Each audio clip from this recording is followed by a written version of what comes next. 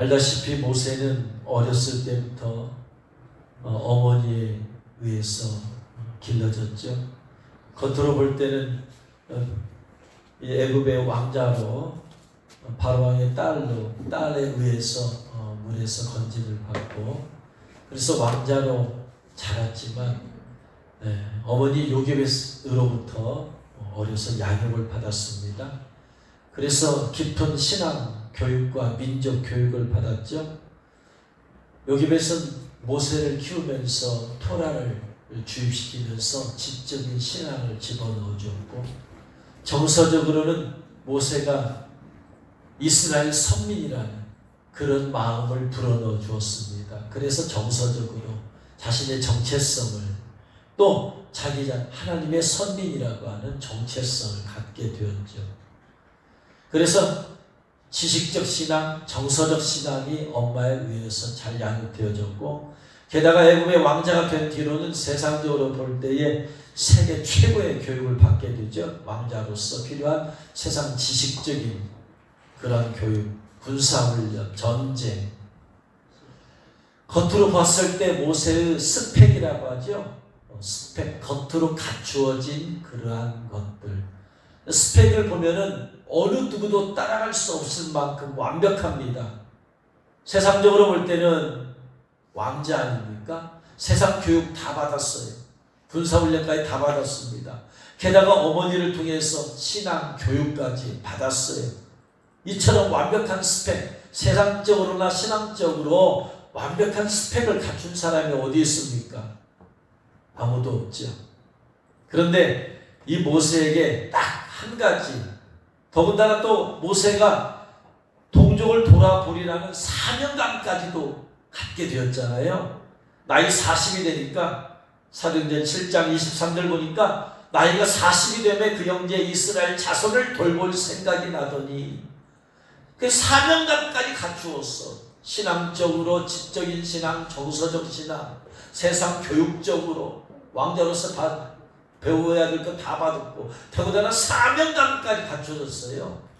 이런 완벽한 스펙을 갖춘 사람이 어디 있어요? 그런데 딱 한 가지 부족한 게 있었어요. 그것이 뭐냐면 하나님을 개인적으로 만난 적이 없다라는 거예요. 영적인 체험이 없어요. 영이신 하나님을 만난 적이 없어요. 신앙을 지식적으로 주입식 교육도 받았고 인간적인 정서적으로 내가 한 이스라엘 백성이요 하나님의 섭리라는 말이 있지만 개인적 체험적 하나님을 만난 경험이 없어요. 하나님의 임재를 경험하고 느낀 적이 없다라는 거예요. 이게 딱 하나 모세에게 부족한 거예요. 영적인 체험이 단회적인 사건 혹은 단회적인 경험이라면 하나님의 임재는 특별한 체험 꼭 있지 않아도 나타나는 지속적인 사건 혹은 지속적인 경험이 있죠. 이게 없어요.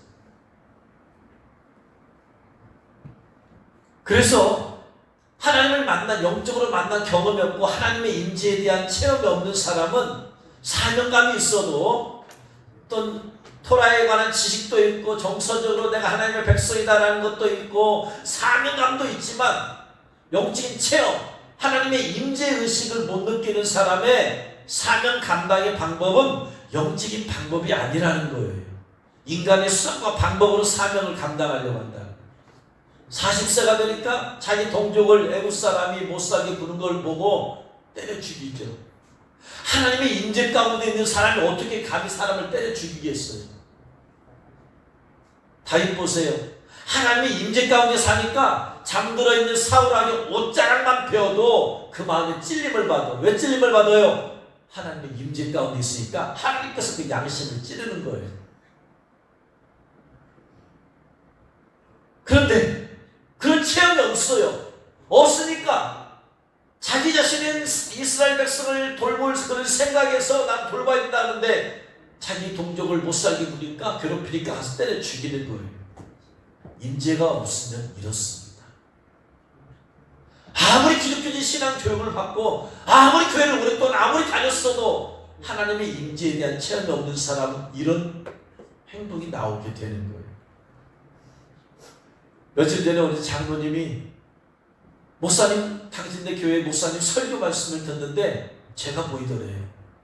목사님 설교 말씀을 이 파워포인트로 이렇게 영상을 띄워서 보는데 가만히 보니까 어디서 많이 보던 목사님이래. 가만히 보니까 박 목사님이래. 내용이 뭔가 하면 몇 년 전에 내적 치유 광고하고 있던 그런 것을, 그러면서 그 목사님 하는 말이 뭔지, 내적 치유는 여러분 일종의 최면입니다. 최면이에요, 최면. 이게 영적인 체험이 없는 목사이기 때문에 이렇게 말을 하는 거예요. 목사로서 신학교에서 얼마나 많은 지식적인 교육을 받았어요. 많은 사람이 그 목사님이 은혜로운 설교를 한다고 많이 몰리는 교회야. 근데 뭐가 문제예요? 지적인 능력도 많은 지식이 있어요. 정서적인 것도 있어요. 뭐가 없는 거야? 영적인 체험이 없는 거야. 하나님의 임재의식을 경험하지 못한 거야. 그래서 내적 치유를 일종의 최면이라고 말을 하는 거예요. 그런데 그 장로님은 영적인 체험이 없는 장로님이야. 그래서 그 목사님의 설교가 마음에 와닿아. 근데 그 안에 되는 분은 영적인 것만 체험한 분이야. 그 목사님 설교만 안 된대. 와닿지가 않는데.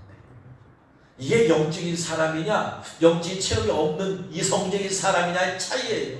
이성적인 사람은 영적인 것을 쥐어줘도 몰라. 영적인 설교를 아무리 외쳐도 깨닫지를 못해. 반대로 영적인 사람은 그런 설교를 듣고는 견딜 수가 없어요. 어떻게 저런 영적인 것이 아닌 설교를 하면서 어떻게 사람의 영혼을 만족시킬 수가 있느냐. 자기 영혼이 만족이 안 돼. 견딜 수가 없는 거예요. 그래서 안 가려고. 근데 자기는 맞대. 그게 맞다는 얘기는 그분도 영적인 체험과 임재가 뭔지를 모르는 거예요. 모세가 그런 사람이 영적인 체험이나 하나님의 임재를 경험해보지 못했어요. 외적인 스펙은 완벽한데. 그러던 모세가 드디어 영적인 체험을 합니다. 하나님의 임재를 경험하죠. 그게 오늘 말씀입니다.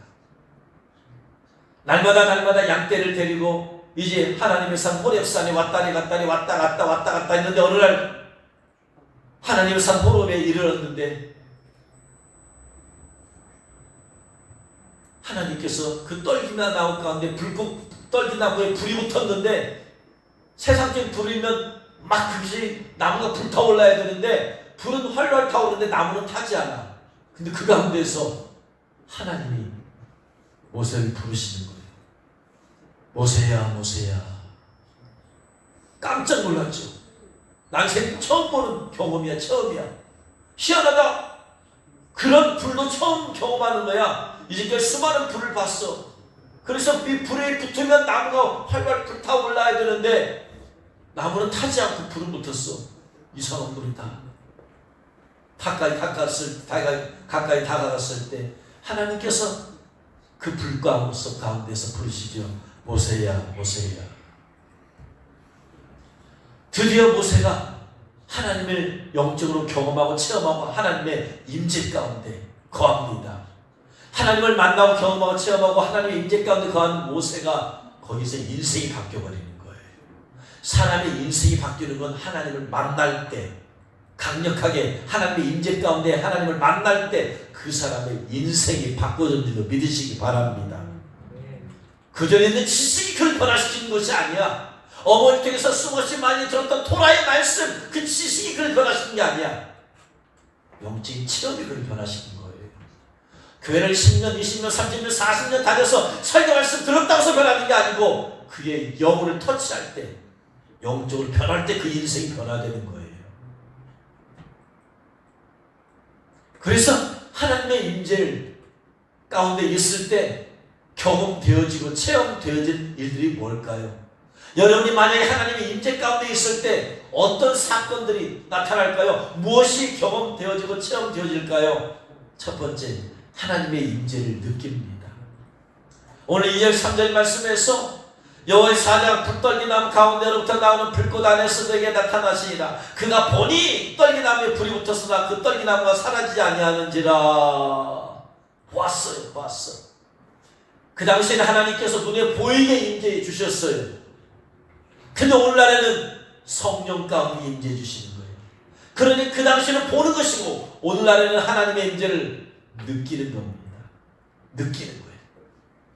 그래서 하나님의 임재를 보고 느끼고 하는 것이 이게 임재. 임재라는 건 내가 느껴야 된다고 그랬어요. 영적인 것은 내가 느껴야 된다고 그랬어요. 물론 영안 열리면 볼 수 있어요. 그러나 대부분의 일반적인 체험들은 보는 게 아니고 느껴지는 거예요. 이사야도 마찬가지예요. 이사야 6장 1절 3절 보면은 이사야도 하나님의 임재 가운데 거하게 됩니다. 임재를 경험하고 체험하는 거예요. 우시야 왕이 죽던 해에 그가 성전에 올라가서 기도하는데 말이에요. 하나님의 임재를 경험하는 거예요. 하나님의 임재를 느끼는 거예요. 하나님의 임재를 느낀 가운데서 뭐 하는 거예요? 하나님의 임재 가운데서 하나님의 음성이 들리는 거예요. 출애굽기 3장 4절 말씀 보면 여호와께서 그가 보려고 돌이켜 오는 것을 보시니라 하나님의 떨리기 가운데서 그를 불러 이르시되 모세야 모세야. 하나님의 음성이 들려요. 하나님의 임재가 있을 때, 임재라는 것은 하나님께서 임하셨다 이 말이에요. 영으로 임하셨어요. 임하셨을 때 자그마한 소리로 부르시죠. 누군가가 내 옆에 있을 때 큰 소리로 부르지 않아요. 조그만하게 불러. 서로 간의 거리가 멀 때는 큰 소리로 불러. 그러나 내 옆에 있을 때는 큰 소리로 부르는 사람은 없어요. 조용하게 불러도 들리니까. 주님의 임재 가운데 있을 때 세미한 음성이 들려요. 하나님께서 모세야 모세야 그렇게 부른 게 아니시오. 가까이 다가왔기 때문에 모세야 모세야. 하나님의 성령이 임재 가운데 있을 때 여러분 안에 성령께서 여러분을 부르시는 음성이 들려요. 성령의 음성이 들려. 그 말은 그 음성은 세미한 음성이야. 큰 음성이 아니야. 내면의 음성이든 소리로 듣든 하나님의 임재가 있는 곳에는 하나님의 음성이 있습니다. 그래서 이사야 선지자도 하나님의 임재를 경험했을 때 내가 또 주의 목소리를 들으니 목소리가 들리는 거예요. 귀 있는 자는 성령이 교회에 가신 말씀을 들을지어다. 성령께서 임하실 때 그 음성이 들려지는 거예요. 성령이 임하시지 않을 때, 임재가 없을 때는 아주 큰 소리로 저 하늘에서 부를 수가 있어요. 우레 같은 음성으로. 그러나 성령이 임재가 있을 때는 세미한 음성이 들리더라. 두 번째, 임재가 있을 때 첫 번째 임재가 느껴진다. 두 번째 음성이 들려진다. 세 번째 거룩하기를 원하시는 그 하나님 임재하신 하나님은 어떤 하나님이시냐면 거룩하신 하나님이세요. 그래서 하나님이 임재하시면 내가 거룩하게 살아야 된다는 걸 느껴요. 내가 거룩하게 살아야 된다는 걸 느껴. 왜? 그 자체가 거룩이기 때문에 자동적으로 느끼게 되어 있어요. 저렇게 3장 5절 말씀에 하나님이 이르시되 이리로 가까이 오지 말라. 내가 선 곳은 거룩한 땅이다. 모세는 아무 생각 없이 양을 치기 위해서 호렙산을 왔다 갔다 왔지. 자기가 거룩이라는 그런 아무 생각도 없이 다녀간 그 길이 그곳이 하나님의 임재를 경험하기 전에는 거룩이라는 걸 생각해 본 적이 없어요. 그냥 양치기 위해서 왔다 갔다 한 거예요. 근데 그곳이가 곧 어디에 서 있든지 그곳이 거룩한 땅이라는 것을 하나님이 말씀을 그렇구나. 내가 서 있는 곳이 거룩한 땅이구나. 그래서 하나님의 임재를 경험해보지 못한 성도들은 자기 자신이 있는 곳이 거룩한 곳이라는 것을 의식이 없어요. 아무런 생각 없이 살아가. 학교를 가면 학교에서 거룩하게 살아야 된다는 그런 의식이 없어. 임재가 없기 때문에. 교회 와도 거룩한, 혹은 교회에 오면 그런 생각이 있을 수 있어. 교회는 거룩한 구별되어 있기 때문에. 그러나 직장, 학교, 가정, 어딜 가든지 하나님의 임재가 있어야지, 거룩하신 하나님이 임재하셔야지 그 임재를, 거룩하심을 느낄 수 있는데 그 임재가 없으니까 내가 있는 곳에서 거룩하게 살아야 된다는 그런 아무런 생각이 없어. 호렙산은 평범한 삶이었어. 모세가 날마다 양떼를 몰고 다니던 삶의 터전이었을 뿐이에요. 근데 하나님께서 내가 서 있는 그곳이 거룩한 곳이다. 그래서 그 이후로 모세는 어디에 있든지 간에 그가 거룩하게 있어야만 된다는 사실을 알았어요. 호렙산만이 거룩한 곳이 아니고 모세가 어디에 있든지 광야 생활을 하면서도 사람들이 모세를 때려 죽이고 잡아 죽이려고 했어도 그는 그곳이 거룩한 곳이기 때문에 옛날처럼 같으면은 싸워서 주먹으로 쳐서 죽였을 거예요. 그러나 그는 그곳이 거룩한 곳이기 때문에 그렇게 육으로 싸울 수가 없는 거예요. 저들은 육으로 달려왔지만 그는 육으로 싸울 수가 없어서 하나님 앞에 엎드려서 기도하는 거예요. 하나님의 임재 가운데 거하는 사람만이 거룩에 대한 거룩한 부담감이 있는 거예요. 이사야 선지자도 마찬가지예요. 하나님의 임재를 경험했을 때 그가 느낀 것은 바로 거룩이었어요. 하나님은 거룩하신데 나는 너무나 죄악 가운데 거했구나. 그래서 오늘 말씀에 그때 내가 말하되 화로가 나여 망하게 되었도다. 나는 입술이 부정한 사람이요 나는 입술이 부정한 백성중에 거주하면서 만군의 여호와이신 왕을 배웠습니다. 거룩하신 하나님 앞에 가면은 거룩하게 살지 못했던 내 모습을 느끼고 깨닫게 되는 거예요. 하나님의 말씀이 거룩함 가운데 선포되어지면 그 말씀을 통해서 내가 거룩하게 살지 못했던 것에 대한 찔림이 오는 거예요. 그 찔림 못 살아주는 게 아니라 성령께서 찔리는 거예요.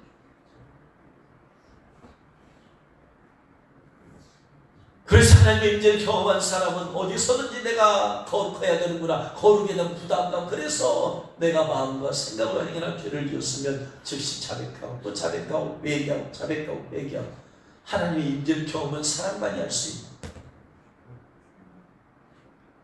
네 번째로 자기 자신이 얼마나 비천한 종인가를 깨닫게 되고 그리고 겸손하게 그 창조주신 하나님, 절대자신 하나님 앞에 순종하며 살아야 된다는 것을 깨닫게 돼요. 느껴요. 3장 5절 말씀에 내가 선 곳은 거룩한 땅이니 내 발에서 신을 벗어라. 그 당시에 종들은 신발을 벗고 살아. 종들만 신발을 벗었어. 신발을 벗으라는 얘기는 뭐냐? 너 네 꼬라지를 알아라. 너 종이다, 종이야. 모세는 애굽에서 왕자로 키워졌어요. 오냐 하면서 왕자로 키워졌어. 그는 높아질 줄만 알았지 낮아질 줄 몰랐어. 하나님의 임재 가운데 들어가면 내 자신이 비천한 종임을 깨달아요. 내가 아무것도 아닌 존재구나. 내가 대단한 존재인 줄 알았더니 아무것도 아닌 존재구나. 왕이신 하나님 앞에 가서 내가 어떻게 감히 내 자신을 자랑을 해요? 내 자신이 어떤 대단한 존재인 것처럼 내가 나타낼 수 있어요. 대통령 앞에 가서 어느 누가 자기 자신을 높일 수가 있어요? 그 나라에서 가장 높은 사람이 대통령인데 만약에 왕이신 주님 앞에 가서 내 자신이 어떻게 교만할 수가 있어요? 어떻게 내가 이런 걸 잘한다 저런 걸 잘했다 내 자신을 어떻게 자랑할 수 있어요? 하나님의 임재가 없으니까 사람들이 자기 자신을 높이는 거예요. 하나님의 임재 가운데 없는 사람은 하나님을 못 느껴. 창조주신 하나님을 못 느끼니까 자기 자신을 높이는 거야. 자기 자신 대단한 사람처럼 착각하면서 사는 거야. 왕이신 하나님의 임재 가운데서 내가 어떻게 나를 높여봤자 그게 되겠어요? 그래서 교만한 사람일수록 하나님의 임재를 없이 살기 때문에 교만하고 교만한 말을 하는 거야. 하나님의 임재 가운데 거하지 않은 사람일수록 말을 함부로 해요. 지금 왕이신 하나님께서 지금 내 옆에 계시면 어떻게 말을 함부로 할 수가 있어요? 근데 그 임재를 없으니까 하나님을 못 느끼니까 자기 마음대로 말을 하고 자기 마음대로 행동을 하는 거예요. 얼마 전에 어느 목사님이 수많은 사람들 앞에서 하나님도 까불면 죽어 이런 말을 해요. 모든 사람이 경악을 했어요. 나중에 변명을 합니다. 하나님과 내가 너무나 친밀해서 그래요. 그래서 그렇게 농담하듯이 하는 거예요. 천만의 말씀. 어디 하나님과 친밀하다고 그런 막말을 해요. 하나님과 친밀하면 친밀할수록 반드시 경건함이 뒷받침이 돼요. 경외함이 뒷받침이 돼. 여러분, 하나님과 친밀하다고 내가 하나님을 맘먹어요? 어디 그런 일이 있을 수 있어요? 하나님도 까불면 나한테 죽어? 이건 철 모르는 어린애들이나 하는 거지 장사한 사람들은 감히 그렇게 말을 못하죠. 그렇게 말을 할 수 있었던 것은 하나님의 임재가 없이 지금 없는 상황에서는 그렇게 말을 하는 거야. 하나님과의 친밀감 절대로 그럴 수가 없습니다. 하나님의 친밀감이 있으면 있을수록 나같이 미천한 종에게 친밀해 주신 하나님께 감사하고 또 감사하고 방송할 뿐이에요. 사도 바울이 디모데전서 1장 15절에서 믿보다 모든 사람이 받을 만한 이 말이요 그래서 예수님께서 죄를 구원하러 세상에 마셨다 하였도다. 죄 중에 내가 괴수다. 자기 자신이 죄 중에 괴수네. 여러분, 사도 바울이 정말로 가장 큰 죄를 지었을까요? 그보다 더 흉악한 죄인은 없었을까요? 그 죄를 지은 사람 없었을까요? 있죠. 근데 왜 죄인의 괴수라고 해요? 하나님의 임재 가운데 거하니까, 거룩하신 하나님의 임재 가운데 거하니까 내 자신이 초라하고 얼마나 큰 죄악 가운데 거하니. 그래서 그분 앞에서 내가 죄인 중에 괴수라고 하는 거야. 상대적으로 평가하는 게 아니라 절대적이야. 하나님 앞에서 내가 죄인 중에 괴수입니다. 남들이 그보다 더 큰 죄 지을 수 있지만 거룩하신 하나님 앞에서 초라하고 죄진 더러운 자기 자신을 보면서 그렇게 고백할 수밖에 없는 거예요. 그래서 여러분, 하나님의 임재 가운데 있으면요, 하나님의 임재를 내가 느끼게 되어 있어. 두 번째, 그 하나님의 임재 가운데 있으면 하나님 임하셨어요. 임하시면 하나님이 말씀하세요. 하나님의 음성이 들려. 내적인 깨달음을 통해서 음성이 들리던가, 아니면 성령님의 세미한 음성이 들리던가, 음성이 들려요. 세 번째, 그 거룩하신 하나님 앞에서 내가 죄인임을 깨. 그러면서 내가 선 곳이 거룩한 곳이구나, 내가 거룩하게 살아야 되는구나를 누가 설교해서, 누가 말을 해서 아는 게 아니고 느낌으로 알아요. 내 마음에 임하시기 때문에 그분이. 내가 있는 곳에서, 내가 있는 곳이 바로 거룩한 곳이구나. 그래서 있는 곳마다 내가 거룩하게 살아야 되는구나. 교회에서는 거룩하고 세상에 나가는 개체반이고 아무렇게나 살아도 되고, 그건 임재를 모르는 사람들은 그렇게 해요. 그래서 그런 사람이 있어 외식을 많이, 교회에서 오면은 예배드릴 때는 거룩한 척을 하는 거야. 거룩한 척 하면서, 그러면서 거룩한 척에, 그러다가 세상에 나가면은 세상과 똑같이 동화되어서 살아. 왜 그래요? 임재가 없으니까 그래요. 그래, 임재 가운데 사는 사람 여기에서나 밖에서는 더욱더 조심해야 돼. 하나님의 영광이 나에게 달렸어. 내 말과 행동이 달렸기 때문에 내가 세상에서도 거룩하게 살아야 한다는 거룩한 부담감이 성령이 하나님의 임재 가운데 그 마음을 갖게 되는 거예요. 네 번째는 바로 왕이신 하나님 나에게 임재해 주셨기 때문에 내가 얼마나 초라한 존재인가. 나는 종입니다. 하나님, 나는 미천한 종에 불과합니다. 겸손히 나를 낮출 수밖에 없고 종이 할 수 있는 것을 순종하는 거예요. 신방을 벗어라. 종은 주인이 말한 대로 순종할 뿐이에요. 그래서 우리 하나님의 임재 가운데 살게 될 때 이런 것이 느껴지고 경험되어지고 체험되어질 거예요. 근데 하나님의 임재를 잃어버리면 이런 것들이 안 나타나. 그래서 우리 모두가 하나님의 임재 가운데 살아야 될 줄로 믿습니다. 그것이 하나님과 동행하는 것, 동행한다는 것은 영적 임재 가운데 산다는 거예요. 어떻게 하면 하나님의 임재를 경험하고 어떻게 하면 하나님의 임재 가운데 살 수 있을까요? 첫 번째, 사모함이죠. 시편 84편 저자인 고라자서는 하나님의 너무나 사모한 나머지 자기 몸이 쇠하여졌다고 고백합니다. 만군의 여호와여, 주의 장막이 어찌 그리 사랑스러운지. 주의 장막 뭐요? 주님이 임재하신 곳이잖아요. 그 임재를 사모하는 것. 내 영혼이 여호와의 궁정을 사모하여 쇠약하며 내 마음과 육체가 살아있는 하나님께 부르짖나이다. 사모해. 주님의 임재를 사모해. 근데 쇠약해. 왜? 하나님의 임재를 그렇게 자기가 원하는 만큼 임재 가운데 못 누리니까. 어떤 사람이 상사병에 걸렸어요. 왜 그래요? 상사병에 걸린 이유는 뭘까요? 나 홀로 사랑이 나서 그래요. 서로 간에 사랑하면 상사병에 걸릴 이유가 있어요, 없어요? 없어요. 그 사랑으로 체험을 받기 때문에. 근데 상사병에 걸리는 이유는 내가 남몰래 그를 사랑하기 때문에 그런 거예요. 상사병에 걸리는 거예요. 고라자손이 말해요. 여호와의 궁정을 사모했어요. 하나님의 임재를 그리워했어요. 그런데 그것만큼 누릴 수가 없어. 왜? 그 강력한 하나님의 임재 가운데 들어갈 수 있는 자격과 조건은 누구만 있어? 대제사장만 들어가. 지성소에. 고라자손은 자기도 하고 싶어요. 고라자손이 하는 일은 뭐냐면은 성막을 옮길 때, 이동할 때 그 성막 기구들을 들고 다니는 거야. 그 성소에 제사장만 들어가. 지성소에 대제사장만 들어가. 그러니까 자기도 들어가고 싶은데 들어갈 수 있는 자격이 안 돼요. 근데 사모에 나도 그 하나님이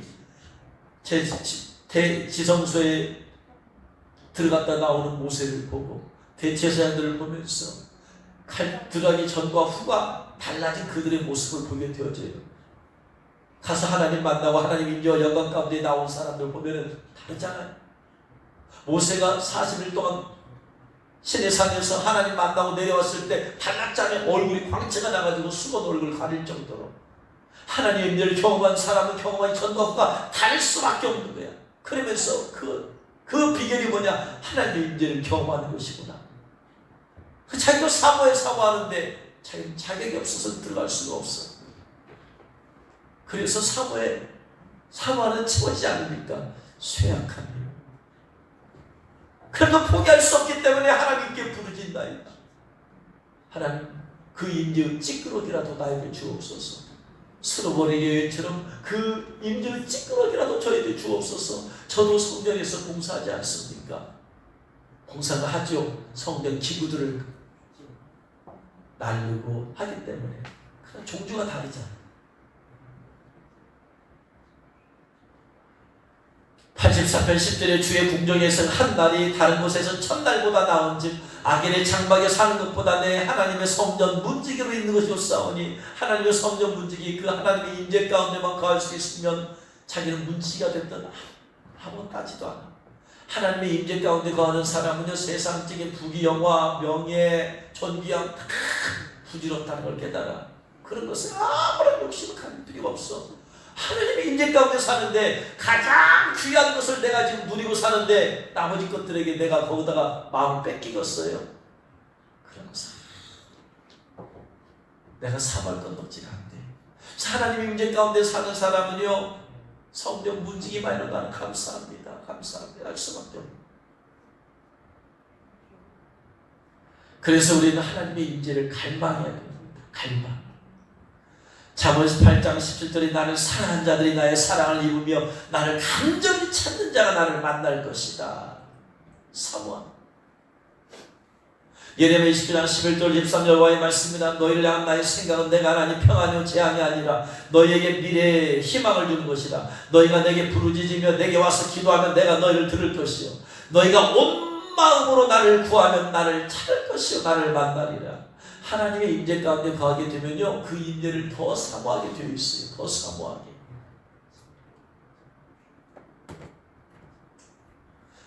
여러분 예배 드릴 때 여호와를 향한 하나님을 향한 갈망함이 많아요. 예배 드리기 전이 갈망함이 많아요. 예배를 끝나고 난 다음에 갈망함이 많아요. 어느 때 여러분 하나님을 향한 갈망이 많은가요? 전이에요? 후예요? 후야 후.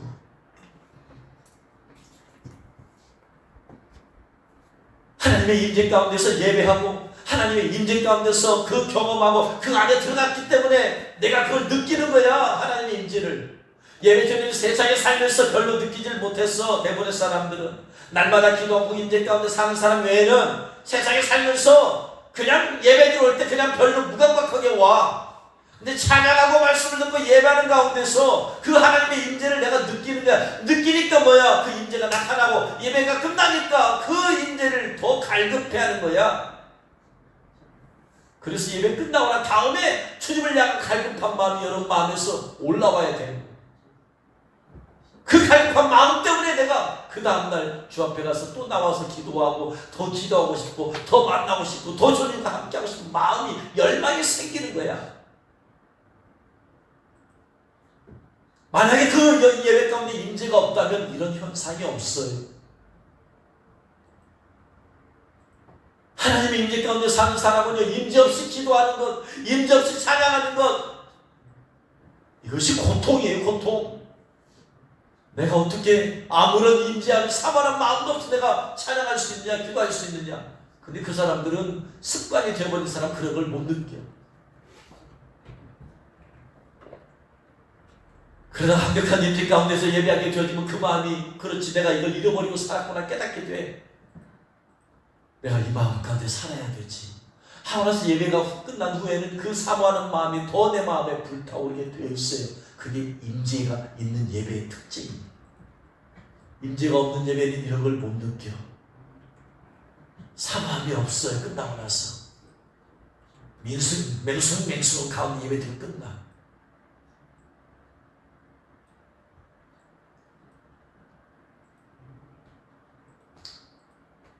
그래서 임재 가운데 거하는 사람은 임재가 있는 예배를 드려는 그 임재가 더 강해지는 거예요. 더 사모가 되어지는 거예요.